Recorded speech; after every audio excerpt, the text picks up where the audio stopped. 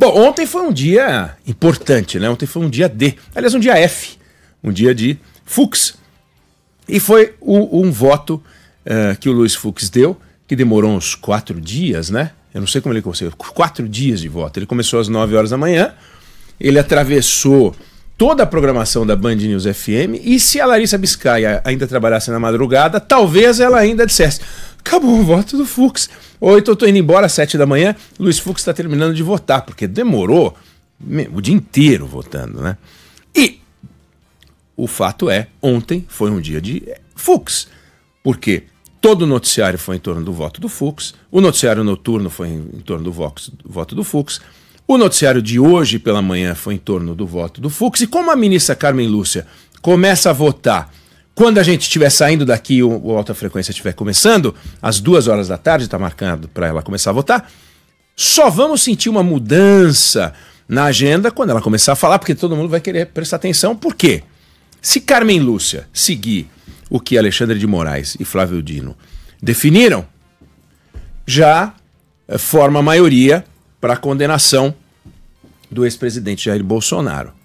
Então já se define uma condenação. E ela pode, como são 8 réus, definir que alguns são culpados, outros são inocentes, todos são culpados, a gente não sabe. Vamos acompanhar. Há muita expectativa, mas não tanta quanto havia em relação ao voto do Luiz Fux. Esse sim. E ele deu um voto de uma qualidade assombrosa. Aqueles que defendem a condenação de Jair Bolsonaro e aqueles que defendem a absolvição de Jair Bolsonaro, principalmente, e isso é importante, entre os que defendem a condenação do Jair Bolsonaro, você conversa com os advogados e eles falam: é inacreditável o que esse homem trabalhou.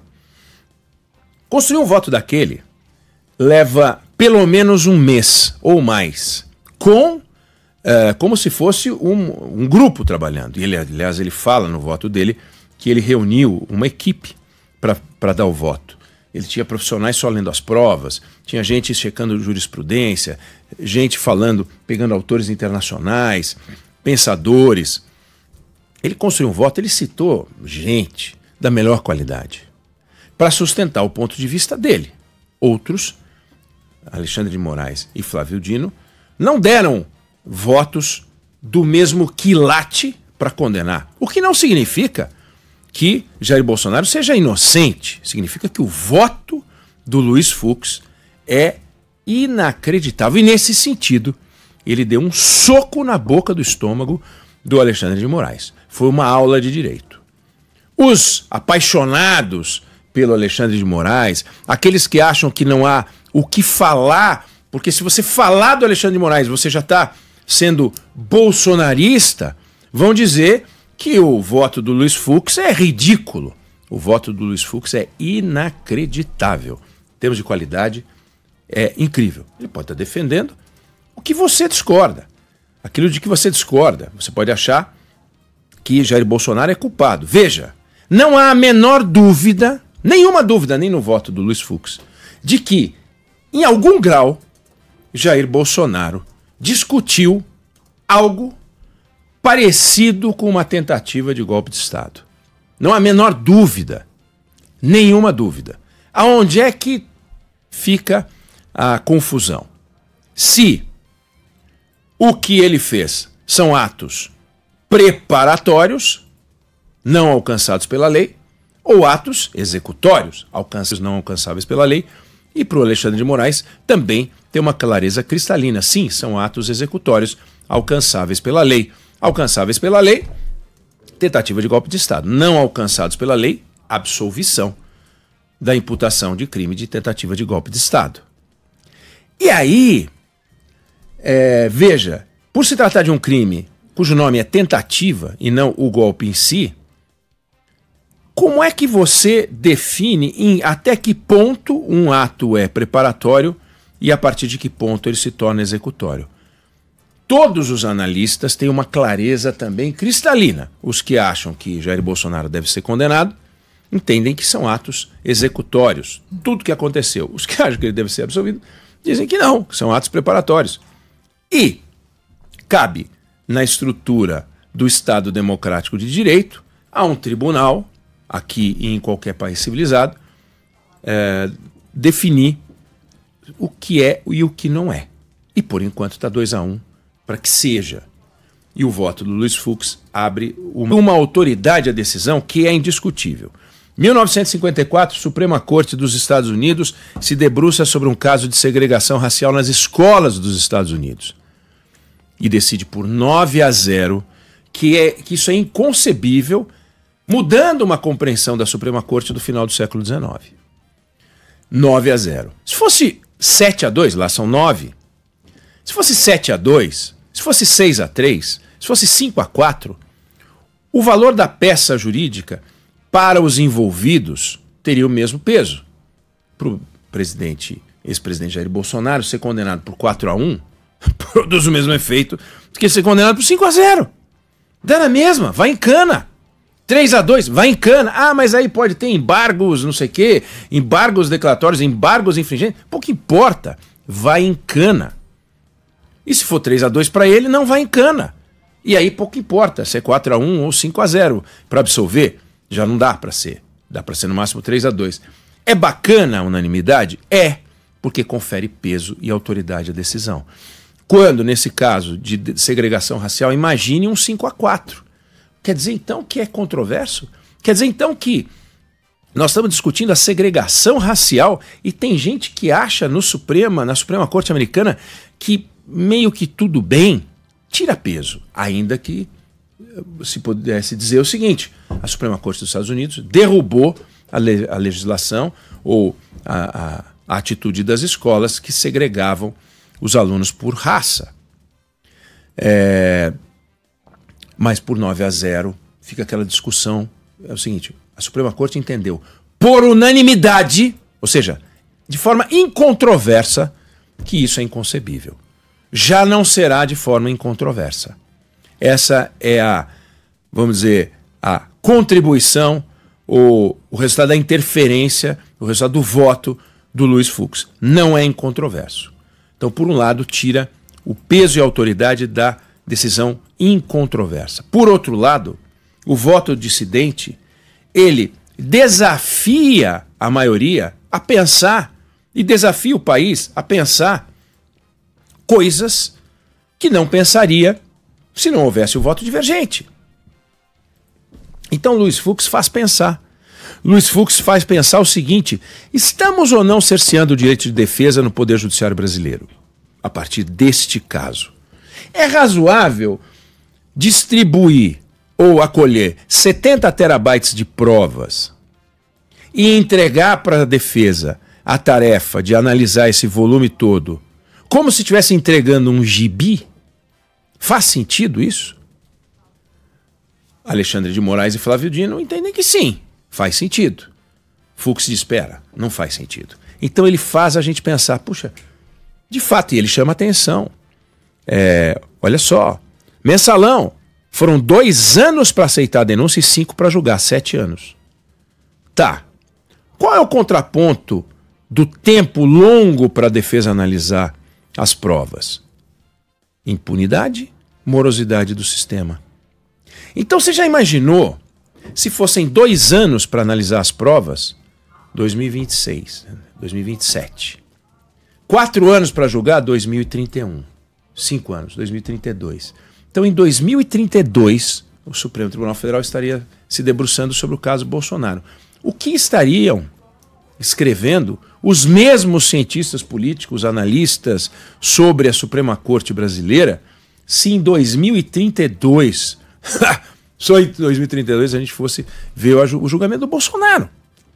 Então, quando o Luiz Fux joga a luz sobre o cerceamento do direito de defesa, o que ele aponta como cerceamento do direito de defesa, alguém poderá dizer, e eu estou aqui fazendo esse papel, nós estamos preparados para aceitar 7 anos para julgar um caso como esse? E alguém vai dizer, mas será preciso 7 anos para entender o que aconteceu? Veja o que é impunidade no Brasil. E os julgamentos no Brasil não são morosos? Boate Kiss e outros tantos casos, sob o argumento de que o processo está andando no seu ritmo normal.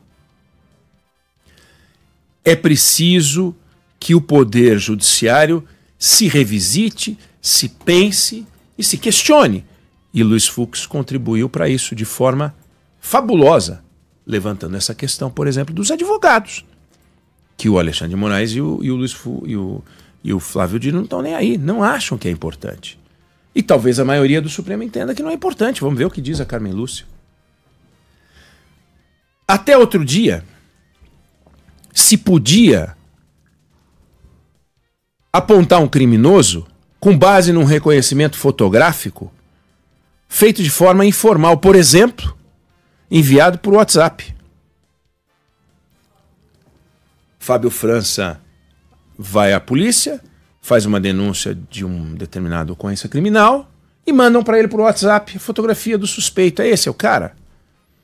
E aí ele diz, pois era aceito isso. Aí o STJ se debruçou sobre esse caso e, com base no artigo 226 do Código de Processo Penal, que diz qual é o rito para você reconhecer uma pessoa. Tem um rito. Fábio França tem que ser levado a uma delegacia ou uma repartição. E lá ele tem que primeiro tentar descrever as características sem indução daquele que seria o criminoso, para em seguida, com o suspeito eventualmente identificado, serem colocados esses suspeitos todos numa sala com pessoas semelhantes e o Fábio França vai lá e diz, é o número 2. É o número 2. Tem que ser assim. Depois se lavra um auto com testemunhas. Esse é o rito, para que a prova possa ser depois periciada, analisada e tal. Mas não, mandava por WhatsApp. Esse cara aqui, foto de rede social, Larissa. Aí o STJ entendeu, isso está proibido. O artigo 226 não é uma recomendação de procedimento, é uma imposição legal. Tem que ser observado. Acabou. O que acontece? Quantas pessoas você acha que foram condenadas com base nesse reconhecimento porco? Alguém no STJ que funcionou como um Fux chegou e falou, não pode isso. Foi um habeas corpus que foi parar no STJ. Isso não pode realmente, a gente entendeu que não pode. Aquilo não ajudou a defesa? Ajudou a defesa. Mas não ajudou a sociedade? Ajudou a sociedade. Porque tudo aquilo que trabalha contra um réu, trabalha contra a sociedade. Porque se um réu pode ser condenado com base em provas relativas, qualquer um pode ser acusado com base em provas relativas. E o Estado Democrático de Direito, a sociedade, como a gente a defende, tem que ser construída para defender os inocentes. E para isso, de certa forma, acaba protegendo os culpados, que se escudam na inocência. E cabe à Procuradoria-Geral da República, de alguma maneira, desvendar o mistério com base em provas, evidências. E, vamos combinar, todo órgão colegiado, boa parte dos casos, ainda que, como eu observei, é bem adequado se alcançar a unanimidade para firmar uma posição e dar peso e autoridade.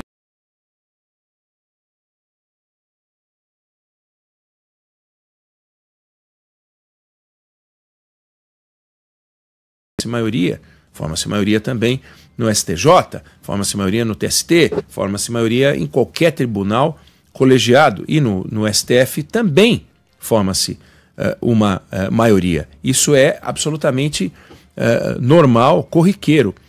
E se não fosse assim, se fosse uma coisa clara, olha, o Fux deu um voto sem pé nem cabeça. Quem somos nós, né, para dizer isso? Alexandre de Moraes deu um voto sem pé nem cabeça. Quem somos sustentar o que o Alexandre de Moraes sustenta, o que o Flávio Dino sustenta? E há elementos para sustentar o que o Luiz Fux sustenta, com um brilho que não se encontrou no voto desses dois primeiros. Vamos ver como é que vai ser o voto da Carmen Lúcia. Mas, se não houvesse controvérsia de nenhum tipo, bastaria a Procuradoria, com base nas provas levantadas no caso pela Polícia Federal, cumprindo o papel de polícia judiciária, quer dizer, levantar as provas, entrega à Procuradoria. Se a Procuradoria apresentar a denúncia, já está condenado, porque ele só vai apresentar a denúncia com base em provas indiscutíveis, os ministros do Supremo Tribunal Federal vão analisar e de forma indiscutível vão decidir por unanimidade, contra ou a favor. Nem precisaria existir o Poder Judiciário, bastaria existir a Procuradoria-Geral da República. Ainda bem para o indivíduo que existe essas instâncias de controle social do Estado, para que você não possa entregar para nenhuma repartição ou departamento ou parcela do Estado o poder definitivo sobre o destino desse ou daquele cidadão. Ainda que, como disse o Luiz Fux, seja uma figura repulsiva, como ele ponderou, não se trata de um julgamento de ordem moral, mas tem que haver uma conduta criminosa e um tipo criminal que orienta essa conduta. Ele não enxergou e absolveu. Aí, como todo mundo que está incomodado com o Jair Bolsonaro, e eu me incomodo com o Jair Bolsonaro, com as atitudes antissociais, com o comportamento reprovável dele na presidência da República, com as palavras tortas e ignorantes que ele desferiu contra o Supremo Tribunal Federal, com as agressões pessoais que ele fez contra figuras públicas, com o filho dele, que é terrível, que é um horror, falando que basta um cabo e um soldado para fechar o Supremo Tribunal Federal, chamar o ministro Alexandre de Moraes de canalha. Ele mostrou que ele não tem dimensão, não tem tamanho para ocupar a presidência da República. Ainda assim, essa é a minha opinião sobre isso. Resta saber se os fatos descritos constituem um crime. Luiz Fux diz que não. Alexandre de Moraes e Flávio Dino dizem que sim. E é dessa discussão, bela discussão, de finalmente uma discussão de alto nível, e o Luiz Fux propôs uma discussão de alto nível, não concorda, desmontem os argumentos do Luiz Fux, façam a lição de casa como ele fez. Ele fez uma bela lição de casa e tirou conclusões das quais você pode discordar, com as quais você pode concordar. E aí que o outro juiz, que o próximo que vem, que é o voto da ministra Carmen Lúcia, faça algo parecido. Não se deve esperar que a gente se veja no Poder Judiciário votos dessa qualidade sempre. Volto a dizer, ele levou mais de um mês fazendo isso. Os juízes brasileiros não fazem isso. Não fazem isso. Muitas vezes ignoram as provas.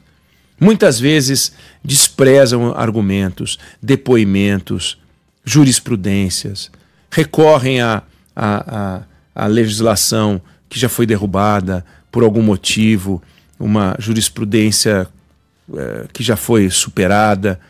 Eu vou citar o ministro A, o Nelson Hungria, como citou Luiz Fux. Aí o outro pega, não, eu vou citar o outro ministro. E aí tem um ministro que apontou para um lado, tem um ministro que apontou para o outro lado, constrói como quiser. Mas o fato é, nem todo juiz trabalha assim. E por que não trabalha assim? A qualidade da entrega jurídica no Brasil é questionável, é baixa. Nós nos orgulhamos, ou melhor, o Poder Judiciário se orgulha de ser um dos poderes judiciários mais produtivos do mundo. E é. Porque tem um monte de decisão tomada por juiz. A produtividade é uma discussão quantitativa. Muito voto, muita sentença, pouco juiz. Na verdade, temos muito juiz, mas eles decidem muito. Só que quantidade não é qualidade. Então, a qualidade da prestação do serviço jurídico no Brasil é baixa.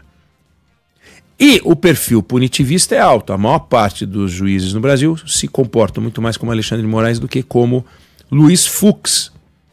E a prova disso é a quantidade de habeas corpus impetrados todos os anos na justiça brasileira, uma das taxas mais altas do mundo, e que são recusadas. Luiz Fux, por exemplo, é um daqueles que mais recusou habeas corpus. Ele tinha um perfil, ele é de perfil punitivista. Neste caso, adotou um perfil garantista.